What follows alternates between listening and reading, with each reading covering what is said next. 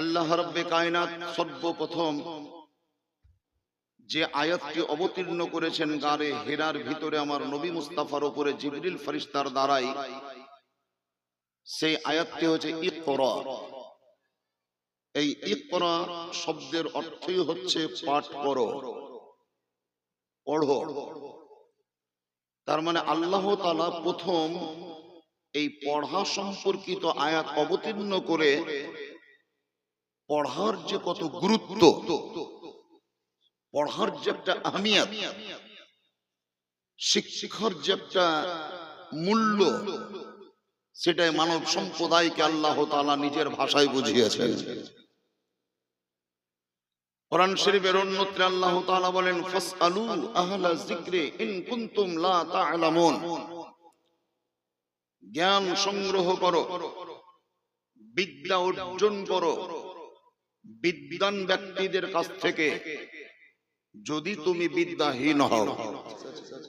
আল্লাহর পয়গম্বর আকা মুস্তাফা আহমদে মুস্তাফা নবী মুহাম্মদুর রাসূলুল্লাহ যারা পড়েন সাল্লাল্লাহু তাআলা আলাইহি ওয়াসাল্লাম বলেন, তালাবুল ইলমি ফরিদাতুন আলা কুল্লি মুসলিমিন। এই জায়গাটাকে মার্কিং করেন, আলা কুল্লি মুসলিমিন ওয়াল মুসলিমা। এই মুসলিমিন হচ্ছে পুংলিঙ্গ জেন্টস, ওয়াল মুসলিমা স্ত্রীলিঙ্গ লেডিজ। আজ থেকে 1400-1450 বছর পূর্বে আমার নবী এই বাক্যটি এলান করে গিয়েছেন, তালাবুল ইলমে মানে ইলম সংগ্রহ করা, বিদ্যা অর্জন করা, ফরিদাতুন কম্পালসারি, ফরজ, জরুরি তাদের জন্য, আলা কুল্লি মুসলিমিন প্রত্যেকটা মুসলমান পুরুষদের জন্য যেমন জরুরি, ওয়াল মুসলিমা ঠিক তেমন মহিলাদের জন্যও জরুরি। মেয়েকে বিয়ে পাস করিয়ে জান্নাতে যাবে বাপ, কোনো দলিল নাই। মেয়েকে উকিল বানিয়ে বাপ জান্নাতে যাবে, কোনো দলিল নাই। মেয়েকে জজ বানিয়ে পিতা জান্নাতে যাবে, কোনো দলিল নাই। তবে মেয়েকে যদি আপনি কন্যা সন্তানের পিতা হয়ে ইসলামের তারবিয়াত দিতে পারেন, ইসলামিক জ্ঞান চেতনা দিতে পারেন, ইলমে দ্বীন যদি তাহাকে শিক্ষা দিতে পারেন, আর উপযুক্ত পরহেজগার একটি পাত্রের সঙ্গে তার বিবাহ বন্ধনে আবদ্ধ করে তার দাম্পত্য জীবনের সুবন্দোবস্ত করে দিতে পারেন, আমার নবীর ফরমান যে আপনিও জান্নাতি, আপনার স্ত্রীও জান্নাতি, আর আপনার কন্যা সন্তান যে হবে তাহারাও ইনশাআল্লাহ হয়ে যাবে জান্নাতি। সাদাকাল্লাহুল আযীম, বাল্লাগানা রাসূলুহুন নাবিয়্যুল আমিনুল কারীম।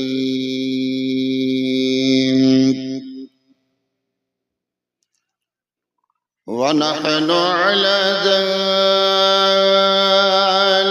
লামিনাশ শাহিদিন ওয়াশ শাকিরিন।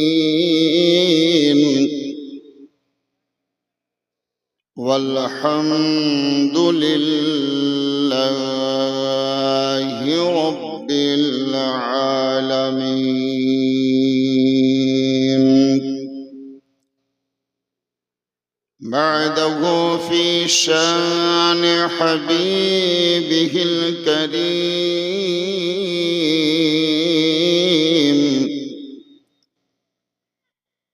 إن الله وملائكته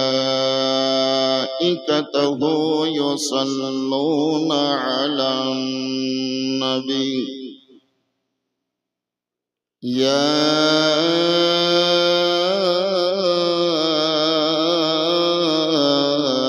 أيها الذين آمنوا صلوا عليه وسلموا تسليما.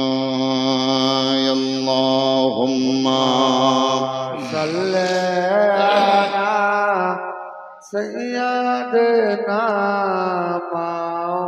مولانا محمد وعلى آل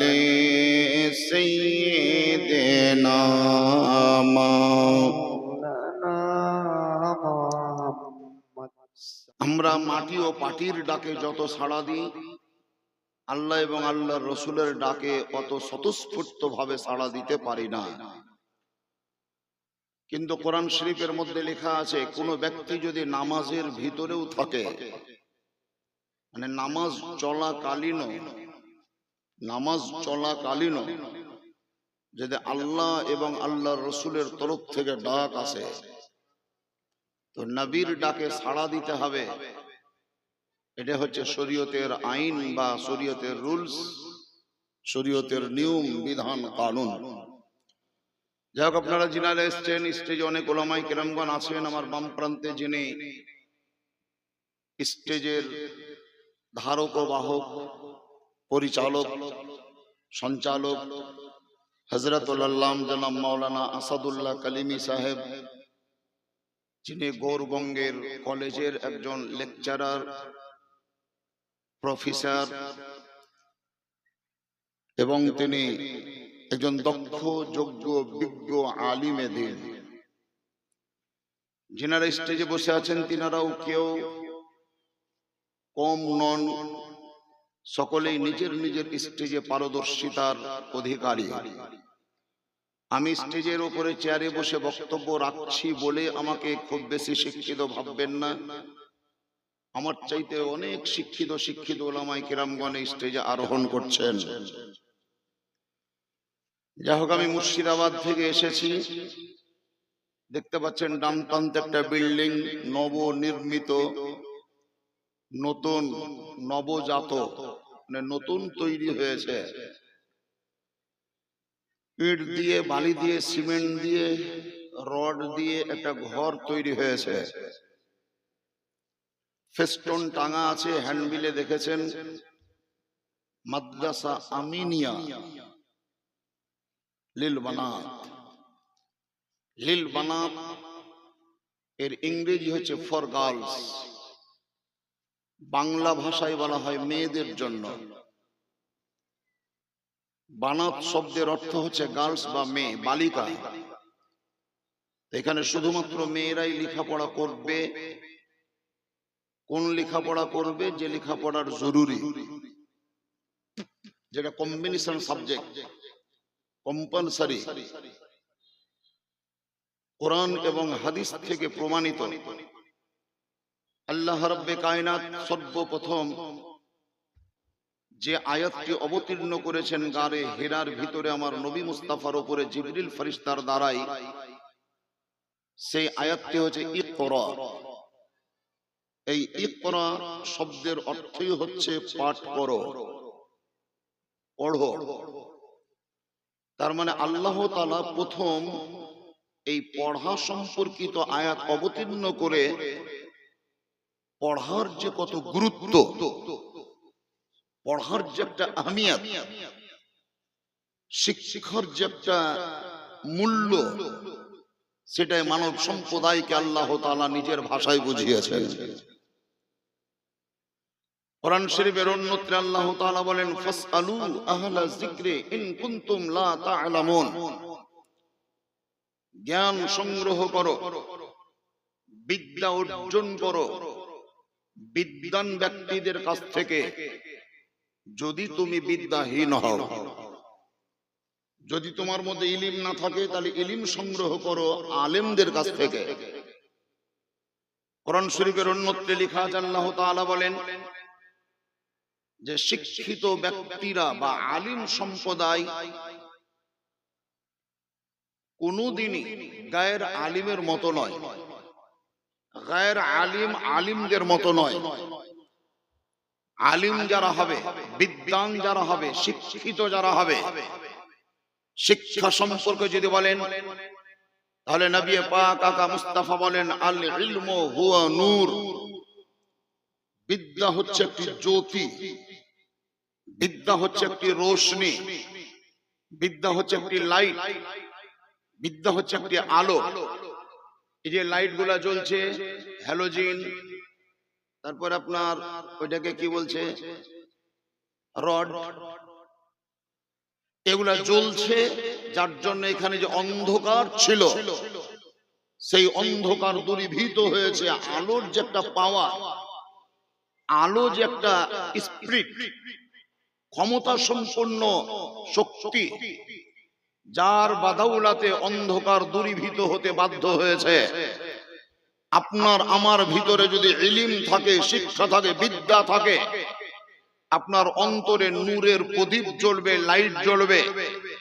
আপনি তখনই বুঝতে পারবেন কোনটা বৈধ, কোনটা অবৈধ, কোনটা হালাল, কোনটা হারাম, কোনটা জায়েজ, কোনটা নাজায়েজ, কোনটা ভালো, কোনটা মন্দ, কোনটা নেগেটিভ, কোনটা পজিটিভ, কোনটা সদর্থক, কোনটা নগর্থক, কোনটা নাফি, কোনটা ইসবাত, এগুলো সব বুঝতে পারবেন। কোন কোন কর্ম করলে আল্লাহ এবং আল্লাহর রসুলকে সন্তুষ্ট করা যায়, কোন কোন কর্ম করলে আল্লাহ এবং আল্লাহর রসুল অসন্তুষ্ট হয়।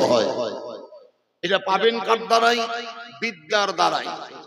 আল্লাহর পয়গম্বর আকা মুস্তাফা আহমদ মুস্তাফা নবী মুহাম্মদুর রাসূলুল্লাহ সাল্লাল্লাহু তাআলা আলাইহি ওয়াসাল্লাম বলেন, তালাবুল ইলমি ফরিদাতুন আলা কুল্লি মুসলিমিন। এই জায়গাটাকে মার্কিং করেন, আলা কুল্লি মুসলিমিন ওয়াল মুসলিমা। এই মুসলিমিন হচ্ছে পুংলিঙ্গ, জেন্টস, ওয়াল মুসলিমা স্ত্রীলিঙ্গ, লেডিজ। আজ থেকে 1400-1450 বছর পূর্বে আমার নবী এই বাক্যটি এলান করে গিয়েছেন, তালাবুল ইলমে মানে ইলম সংগ্রহ করা, বিদ্যা অর্জন করা, ফরিদাতুন কম্পালসারি, ফরজ, জরুরি তাদের জন্য, আলা কুল্লি মুসলিমিন প্রত্যেকটা মুসলমান পুরুষদের জন্য যেমন জরুরি, ওয়াল মুসলিমা ঠিক তেমন মহিলাদের জন্য জরুরি। আজকে পশ্চিমবঙ্গের সরজমিনে এই দিকে উত্তরবঙ্গ থেকে শুরু করে দক্ষিণবঙ্গ পর্যন্ত, বাংলাদেশের বর্ডার থেকে শুরু করে আসামের বর্ডার পর্যন্ত চিরুনি তল্লাশি করে যদি খুঁজে বেড়ান তাহলে দেখতে পাবেন গ্রামে গ্রামে, গঞ্জে গঞ্জে, শহরে শহরে আমাদের মতন ছেলেদেরকে পড়াবার জন্য হাজারো মাদ্রাসা বেরিয়ে আসবে, পাবেন। কিন্তু ওই হাদিস পাকের মধ্যে লেখা আছে আলা কুল্লি মুসলিমিন, পুরুষদেরকে পড়তে হবে, মুসলিমা নারীদেরকেও পড়তে হবে। তো নারীদেরকে যখন পড়তেই হবে, তো নারীদেরকে পড়াবার জন্য মাদ্রাসা কোথায়? বুঝতে পারলেন না ভাষাটা? একতরফা আমরা টেনে নিয়ে চলে এলাম, পুরুষদেরকে পড়াতে হবে, ছেলেদেরকে পড়াতে হবে, ছেলেদেরকে পড়াতে হবে। কিন্তু নবী তো বলেছেন মেয়েদেরকেও পড়াতে হবে। নবীর জামানাতে মেয়েরাও পড়েছে। বিখ্যাত সাহাবী রাসূল जिनार नाम हजरत अबू सईद खुदरी রাদিয়াল্লাহু তাআলা আন, তিনি বর্ণনা করেন যে নবী মুস্তাফা সেই যুগে আমাদের মুআল্লিম ছিলেন। মুআল্লিম মানে শিক্ষক, তিনি আমাদের শিক্ষক। নবী আমাদেরকে ডেকে ডেকে দলবদ্ধভাবে এক জায়গায় বসিয়ে পড়াতেন। পড়াতেন মানে কিভাবে? আলিফ বা তা সা হা হা এমনি করে নয়, নবী যেটাই বলতেন সেটাই ইলম। নবী পাক যেটাই বলতেন সেটাই আল্লাহর বাণী, আল্লাহ তাআলার কালাম। আল্লাহর কালামকে কোরআন বলা হয় আর নবীর কথাকে হাদিস বলা হয়। তবে নবী পাক সাল্লাল্লাহু আলাইহি ওয়াসাল্লামের কথাটাও আল্লাহর ইঙ্গিত ছাড়া বাহির হয় না। যার জন্য এই কারণে ওয়াহি দুই প্রকার বলা হয়েছে। ওয়াহি দুই প্রকার, একটা হচ্ছে ওয়াহি মাতলু আর একটা হচ্ছে ওয়াহি গায়র মাতলু। ওয়াহি মাতলু মানে যেটাকে তেলাওয়াত করা হয় সওয়াবের উদ্দেশ্যে, যেমন কোরআন। আর ওয়াহি গায়র মাতলু যাকে তেলাওয়াত করা হয় না, সেটা হচ্ছে হাদিসে রাসূল বা হাদিসে নবী। সেই হাদিস আপনার ভিতরে প্রদীপ জ্বালাবে। কোরআন আপনার ভিতরে প্রদীপ জ্বালাবে। হয়তো আপনারা জানেন না, হয়তো আপনারা শোনেননি, কোনোদিন অত্র এলাকায় বলেছি কি বলিনি আমারও মনে পড়ছে না। আমি যখন মাওলানা পাশ করার পর কলেজে ভর্তি হলাম, কলেজটির নাম হীরালাল ভগত কলেজ, নলহাটি, বীরভূম। আমার বাড়ি মুর্শিদাবাদ। কলেজে যখন ফার্স্ট ইয়ারে অ্যাডমিশন নিলাম, নবীন বরণ একটি অনুষ্ঠান হলো। নবীন বরণের মানে হচ্ছে নতুন ছাত্র ছাত্রীদেরকে পুরাতন ছেলে মেয়েরা বরণ করে নেবে, ওইটাকে নবীন বরণ বলা হয়। আর যখন নিউ ইয়ার মানে নতুন বছর এলো, সেই নতুন বছরের দিনে দেখলাম সুবহানাল্লাহ, মেয়েরাও যেমন ছেলেরাও তেমন, সব একই ক্যাটাগরি। সেই দিন কলেজের বেঞ্চে বসে ছাত্র হিসাবে চক্ষুদ্বয়কে বন্ধ করে আল্লাহ তাআলার নিকটে মনে মনে একটি দোয়া করেছিলাম যে আমাদের সমাজের, আমাদের গ্রামের, আমাদের পরিবারের, আমাদের জন্ম দেওয়া মেয়ে কন্যা সন্তান বাংলা, ইংরেজি, ম্যাথামেটিক্স, জিওগ্রাফি, ভূগোল, জীবন বিজ্ঞান, লাইফ সায়েন্স, কেমিস্ট্রি ইত্যাদি পড়াশোনা করে যদি ব্যাংকের ম্যানেজার হতে পারে, এই লাইনে পড়ে যদি কেউ ইঞ্জিনিয়ার হতে পারে, এই লাইনে পড়ে কেউ যদি সিভিক্সের চাকরি করতে পারে, এই লাইনে পড়ে কেউ যদি হাসপাতালের নার্স হতে পারে, এই লাইনে পড়ে কোন মেয়ে যদি কলেজের প্রফেসর হতে পারে, কলেজের প্রিন্সিপাল হতে পারে, এই লাইনে পড়ে আমাদেরই সমাজের মেয়ে যদি কোর্টের জজ হতে পারে, কোর্টের উকিল হতে পারে, তাহলে আমাদের সমাজের মেয়ে কোরআন শরীফ মুখস্থ করে কেন হাফিজে কোরআন হতে পারবে না? বুখারী ও মিশকাত পড়ে কেন আলেমা হতে পারবে না? কেন ফাজেলা হতে পারবে না? ইয়া রব্বে কায়নাত, তুমি যদি কোনোদিন আমাকে সাধ্য দাও, ক্ষমতা দাও, টাকা যদি আমার হাতে আসে, তো সর্বপ্রথম মেয়েদেরকে পড়াবার জন্য একটি মাদ্রাসা তৈরি করব। আরে তাকবীর, নারে ইসলাম, আরে হায়দারে, জানেন আল কোরআনে আলো। এই 2016 সালে, 15 সালের শেষার্ধে, 2016 সালের প্রথম দিকে মুরার পাইকর থানার অন্তর্গত কামারখুর বলে একটি গ্রাম, যেই গ্রামে একটি মাদ্রাসায় শিক্ষকতা করতাম ছেলেদের, সেখানেই আমি 19 শতক জায়গা ক্রয় করলাম। আমি আমার নিজের মায়ের জায়গাকে বিক্রি করে সেই সময় 3 লাখ টাকা পেয়েছিলাম। সেই 3 লাখ টাকা নিয়ে গেলাম কামারখুর, আমার বাড়ি মুর্শিদাবাদ, কিন্তু টাকা নিয়ে গেলাম বীরভূমে। ওই টাকা দিয়ে 19 শতক জায়গা কিনলাম। মাদ্রাসা নির্মাণ করার জন্য স্বপ্ন দেখেছিলাম, জমি কিনলাম, জমিটা রেজিস্ট্রি করে নিলাম, মাদ্রাসার নামকরণ করলাম মাদ্রাসা কালিমিয়া গুলশানে ফাতেমা লিল বানাত। একটা বছরে, মাত্র একটা বছরে, শুধুমাত্র আমি জমিটা কিনেছিলাম মায়ের টাকা দিয়ে, কিন্তু 32 লক্ষ টাকা খরচ করে বিরাট বড় বিল্ডিং বানিয়েছিলাম। সেই টাকা কিন্তু আমার বাপের জমি বিক্রি করে করিনি, বরং ওই বিল্ডিং তৈরি করতে গিয়ে আমি এলাকার লোকেদের কাছে মুখ খুলেছিলাম, হাত পেতেছিলাম। তো বান্ডিলের বান্ডিল টাকা আমার কাছে এসেছিল বলেই একটি বছরের মধ্যে 32 লক্ষ টাকা খরচ করে মাদ্রাসা নির্মাণ করেছিলাম।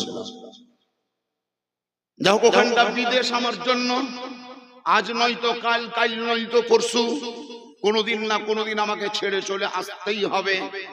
এই কারণে 2017 সালে সেই মাদ্রাসাটা অন্যদেরকে হাতে সমর্পণ করে আমি আমার গ্রামে চলে এলাম। আমার গ্রামের লোককে বললাম আমি একজন মাওলানা, সমাজের একটা দায়িত্ব আমার উপরে আছে, সামাজিক দায়িত্ব আমাকে পালন করতে হবে, আপনাদের মতামত আমি চাইছি। গ্রামের লোক বললেন কি তোমার স্বপ্ন বলো? আমি এই গ্রামে একটি মেয়েদের মাদ্রাসা প্রতিষ্ঠা করতে চাই। জমি আপনাদেরকে দিতে হবে না, পারলে দান করবেন, ধর্মের ক্ষেত্রে শরীয়তের দৃষ্টিতে সাদকায়ে জারিয়া হিসাবে আমার ব্যক্তিগত জমির উপরে মাদ্রাসা নির্মাণ করব, সেই জমি কোন জায়গায় ওয়াকফ করব, রেজিস্ট্রি করব, যা করতে হয় তাই করব। আবার আমার গ্রামে 2018 সালে একটি মাদ্রাসা নির্মাণ করলাম, যেই মাদ্রাসায় খরচ করতে করতে করতে করতে দুতলা বিল্ডিং, টাইলস, পায়খানা, বাথরুম, ছাত্রাবাস, সে টিচার রুম, অফিস রুম সব করতে গিয়ে প্রায় 1 কোটিরও টাকা বেশি খরচ করেছে। কোটি পার করে দিয়েছি খরচ। জানেন, আপনি আমার ওই মাদ্রাসায় যদি যান, যে মাদ্রাসার নামকরণ করেছি মাদ্রাসা জি ফাতেমা, তার মানে গাউসিয়া কালিমিয়া গুলশানে ফাতেমা লিল বানাত, এই বছর ফেব্রুয়ারি মাসের 13 তারিখ 2026, 13 জন মেয়ে সুন্দর ভাবে মাশক করে তাজবিদ, মাখারিজ, সিফাতের সহিত কোরআন শরীফ শিক্ষা লাভ করেছে। যারা তাজবিদের কিতাব পড়েছে, মারিফাতুত তাজবিদ, মিসবাহুত তাজবিদ, জিয়াউল কিরাত, ফাওয়াইদে মাক্কিয়া, এক কথায় কিরাত কোর্স যত সাবজেক্ট পড়তে হয় সব বই পড়ে শেষ করে মাওলানা মুফতি আলিমউদ্দিন সাহেব, মাওলানা মঈদুল ইসলাম সাহেবদেরকে দিয়ে পরীক্ষা নিরীক্ষা করিয়ে উত্তীর্ণ হয়েছে মেয়ে 13 জন। সেই 13 জন মেয়েকে কিরাতের দাস্তার দেওয়া হবে। প্রতি বছর 4 জন, 5 জন, 7 জন, 8 জন, 10 জন করে আমার ওই মহিলা মাদ্রাসা থেকে মেয়েরা মাওলানা পাস করছে। মাওলানা হযরত বসে আছেন আসাদুল্লাহ কালিমি সাহেব, জিজ্ঞাসা করেন মাওলানা পাস করার জন্য বুখারী শরীফ পড়তে হয়, মুসলিম শরীফ পড়তে হয়, তিরমিজি শরীফ পড়তে হয়, আবু দাউদ শরীফ পড়তে হয়। আপনাদের এই বাঘা ইট গ্রামের মায়েরা বসে আছে, একটা হাদিসের নাম যদি জিজ্ঞাসা করেন, বুখারীটা কোন রকম হয়তো মুখ থেকে বাহির করতে পারবে, কিন্তু তাহাবি শরীফ কাকে বলে আদৌ জানে না, মুয়াত্তা ইমাম মালিক কাকে বলে আদৌ জানে না, ফাতাওয়া রাজাবিয়া কাকে বলে আদৌ জানে না, মাসলাক আলা হযরত কানে শুনেছে কিন্তু আলা হযরত কাকে বলে আদৌ বলতে পারবে না। কিন্তু কসম খোদার, যে মাদ্রাসা আমার দ্বারাই পরিচালিত হচ্ছে, একটা মেয়েকে যদি খাড়ো করে দেওয়া হয় আলা হযরত সম্পর্কে তুমি আলোচনা করো, তো ঘন্টার ঘন্টা আলা হযরতের হায়াতের উপরে বক্তব্য রাখো। সুবহানাল্লাহ, সুবহানাল্লাহ। বলে সুন্নি হানাফি কাকে বলে সব বলতে পারবে।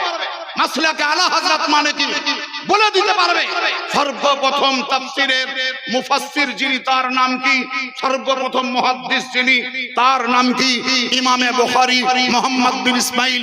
কত লক্ষ হাদিস তার মুখস্থ ছিল, কোন সালে জন্ম, কোন সালে ইন্তেকাল, কোথায় তার কবর, ওই ইমামে বুখারী সম্পর্কে যদি জিজ্ঞাসা করেন, তারপরে সুবহানাল্লাহ সাহেবে মিশকাত, সাহেবে দাউদ, ইনাদের জীবনী যদি জিজ্ঞাসা করেন সব বলে দিতে পারবে ইনশাআল্লাহ। হলে জানেন, আরো একটি কথা বলতে নেই তবুও বলছি, আমি মাওলানা, আমার মেয়ে মাওলানা, আমার মেয়ে মাওলানা।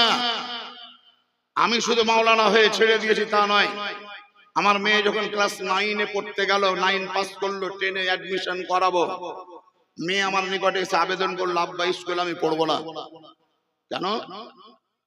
তো যে স্কুলের পরিবেশ আমাদের পরিবেশের সঙ্গে খাপ খায় না। মেয়ের মুখ থেকে বেরিয়ে এলে জুমলা, স্কুলের পরিবেশ আমাদের পরিবেশের সঙ্গে খাপ খায় না। কি বুঝলা তুমি? স্কুলের পরিবেশটা সম্পূর্ণ শরীয়ত বিরোধী, আর আমরা হচ্ছে শরীয়তপন্থী। আমাদেরকে শরীয়তের দায়রার ভিতরেই থাকতে হবে, শরীয়ত বিরোধী কাজ করতে যাব না। সেই সময় মাদ্রাসা খুঁজতে শুরু করলাম, কোথায় জানেন?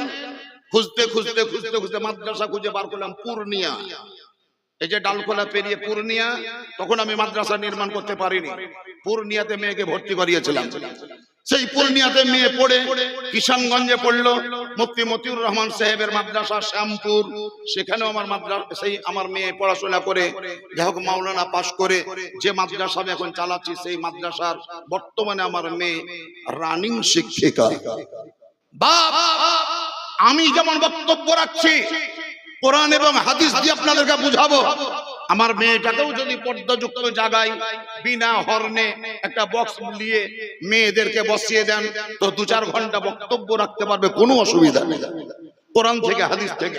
আজকে আপনাদের গ্রামে যে মাদ্রাসাটি প্রতিষ্ঠিত হয়েছে, তাকিয়ে দেখিয়েন না যে কে তৈরি করলো, তাকিয়ে দেখিয়েন না টাকা কোথায় পেল? এটা আপনাদের নসিব, আপনাদের তাকদীর, যে আপনাদের বুকের ওপরে একটা ইলমে দ্বীনের মারকাজ তৈরি হয়ে গেল। সুবহানাল্লাহ সুবহানাল্লাহ। আপনার ছেলেকে পড়ার জন্য বিভিন্ন দেশে যেতে হবে, বহুত দূরে দূরে যেতে হবে, কিন্তু আপনাদের এই গ্রামের বা এই এলাকার মেয়েরা বাড়ি থেকে টুকটুক করে এসে এই মাদ্রাসায় যদি অ্যাডমিশন করান, কসম খোদার তাজবিদের সহিত কোরআন তেলাওয়াত করা শিখবে, নবী কাহাকে বলে সব শিখবে। জানেন, স্কুলে আমার যখন আমি কলেজে পড়তাম তখন দেখেছি কোন মেয়ে ক্লাস 9-এ পড়ছে, ফুটফুটে সাবালিকা, সোশ্যাল একটা ফাংশন হবে, বাৎসরিক সোশ্যাল ফাংশন, তো এদিকে হারমোনিয়াম তাবলা, 9-এ, এদিকে তাকান আমার দিকে, 9-এ পড়া মেয়ে, 10-এ পড়া মেয়ে, একটা ভুন্নি করে শাড়ি পরে ব্লাউজটা গায়ে দিয়ে সেট টিপিল লাগিয়ে এখানে ব্যাচ পরিধান করে স্টেজের উপরে ডান্স দিচ্ছে, এরকম করে ঠিক ঠিক ডান্স দিচ্ছে মেয়েটা, এদিকে তাবলা বাজছে, হারমোনিয়াম বাজছে, 100-200-500 লোক দাঁড়িয়ে দাঁড়িয়ে দেখছে স্কুলের ফাংশন, পর্দাবিহীন সবাই দেখছে। তো যারা দেখছিল তারা একটু একটু করে মন্তব্য করছে, বাহ, মেয়েটা কিন্তু দারুণ ডান্স দিচ্ছে, মেয়েটা দারুণ ডান্স দিচ্ছে, মেয়েটা দারুণ নাচছে। ওর পাশেই বসেছিল মেয়েটার নিজের বাপ, ওর ভিতর কিন্তু আনন্দে ফুলছে, সহ্য করতে না পেরে শেষ পর্যন্ত নিজের আনন্দকে উজাড় করে দিয়ে জনগণের সম্মুখে ব্যক্ত করছে, মেয়েটা আমারই ওটা মেয়ে, আমারই মেয়ে। তার মানে কি বুঝলেন? কাউরির পিতা তার মেয়ের কবিতা পড়া দেখে, কবিতা পড়া শুনে গৌরব করে, কাউরির পিতা নিজের মেয়ের গান গাওয়া শুনে গৌরব করে, কাউরির পিতা নিজের মেয়ের ডান্স দেওয়া দেখে গৌরব করে। আমি বলবো, হে মুসলমান, তুমি তোমার মেয়েকে নাচ শিখিয়ে গৌরব করিও না, গান শিখিয়ে গৌরব করিও না, ডান্স শিখিয়ে গৌরব করিও না, টিকটক শিখিয়ে গৌরব করিও না, ফিল্ম জগতে প্লেয়ার বানিয়ে গৌরব করিও না। গৌরব যদি করতে হয় আশিকে রসুল বানিয়ে করো, গৌরব যদি করতে হয় তা হাফিজে কোরআন বানিয়ে করো। নারে তাকবীর, নারে রিসালাত, নারে হায়দারে ইসলাম। গৌরব করতে হবে হাফিজে কোরআন বানিয়ে। বেটা ছেলে, আপনি জালসা শুনতে এসছেন, প্রতি জুম্মায় আপনারা বক্তব্য শুনতে পান, কিন্তু আপনার বাড়ির বউ বিটি তো জুম্মার দিনে বক্তব্য শুনতে পাই না।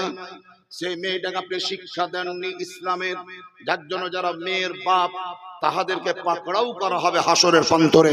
আল্লাহর পয়গম্বর আকা মুস্তাফা আহমদ মুস্তাফা নবী মুহাম্মদ রাসূলুল্লাহ সাল্লাল্লাহু তাআলা আলাইহি ওয়াসাল্লাম বলেছেন, কোন পিতা যদি 3টি কন্যা সন্তানের বাপ হয়, আর সেই বাপ যদি নিজের মেয়েদেরকে ধর্মীয় শিক্ষায় শিক্ষিতা করিয়ে ইসলামিক ভাবে তারবিয়ত দিয়ে শিষ্টাচার গঠন করে ভালো পরহেজগার পাত্র দেখে বিবাহ দিতে পারে, নবী পাক বলেছেন 3টি কন্যা সন্তানের পিতা এবং মাতা আল্লাহর দরবারে মাগফিরাতের অধিকারী হবে, চিরতরের জন্য জান্নাতি হয়ে যাবে।